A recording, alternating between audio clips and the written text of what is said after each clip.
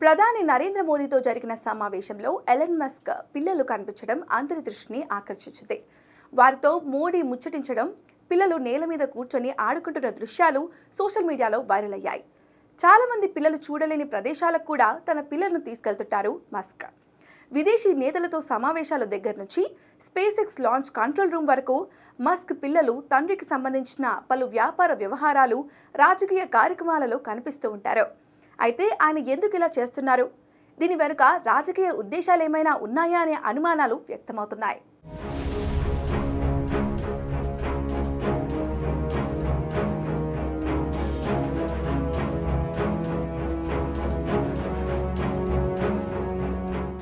నిరుడు జరిగిన అధ్యక్ష ఎన్నికల్లో ట్రంప్ గెలుపు కోసం ఎలన్ మస్క్ చాలా కృషి చేశారు.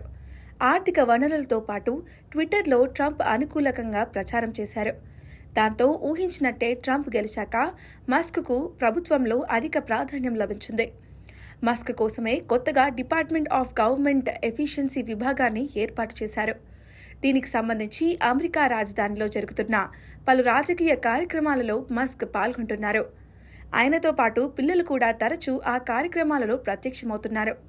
అయితే ఆయన ఇలా వారిని తన వెంట ఎందుకు తిప్పుతున్నారంటే, పిల్లలతో కలిసి ప్రభుత్వ కార్యక్రమాలలో పాల్గొనడం ద్వారా ప్రజలు తమను మానవతా దృక్పథంతో చూసేలా చేయడం రాజకీయ నాయకుల ఉద్దేశమని విశ్లేషకులు అభిప్రాయపడుతున్నారు.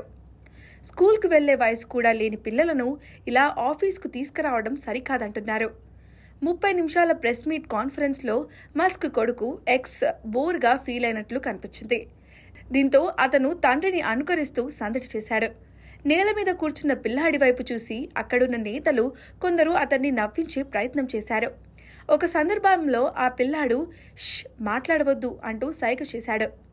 మస్క్, ట్రంప్లిద్దరూ ఇలా కావాలని చేసినట్లు అనిపిస్తుందని, ఇందులో వారిద్దరికీ ఏదో ప్రయోజనం ఉండి ఉంటుందని భావిస్తున్నారు.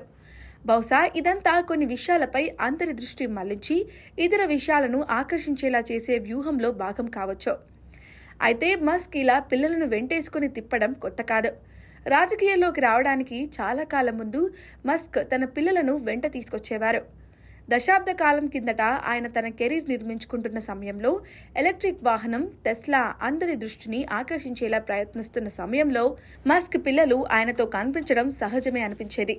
2015లో సిలికాన్ వ్యాలీలోని టెస్లా బిల్డింగ్లో జరిగిన ఒక ఆవిష్కరణ కార్యక్రమం కోసం విశ్లేషకులు, రిపోర్టర్లు అక్కడ వేచి చూస్తుండగా మస్క్ 5 పిల్లలు పెద్దగా నవ్వుకుంటూ ఒకరినొకరు పట్టుకునేందుకు ప్రయత్నిస్తూ పరుగులు తీశారు. అతిథుల కోసం గంటల పాటు వేచి చూడాల్సిన పరిస్థితి ఉన్నప్పటికీ మస్క్ పిల్లలు తమ ఆటపాటలతో అక్కడ ఆహ్లాదం కలిగించారు. ఇక 3 మహిళలతో మస్క్కు 12 మంది పిల్లలు ఉన్నారు. వారి పేర్లు కూడా చిత్రంగా ఉంటాయి. వారిలో లిల్ ఎక్స్ పేరు అందరికన్నా బాగా గుర్తింపు పొందింది. ట్విట్టర్కు కొత్త పేరు పెట్టేటప్పుడు అదే పేరును మస్క్ ఎంచుకున్నారు.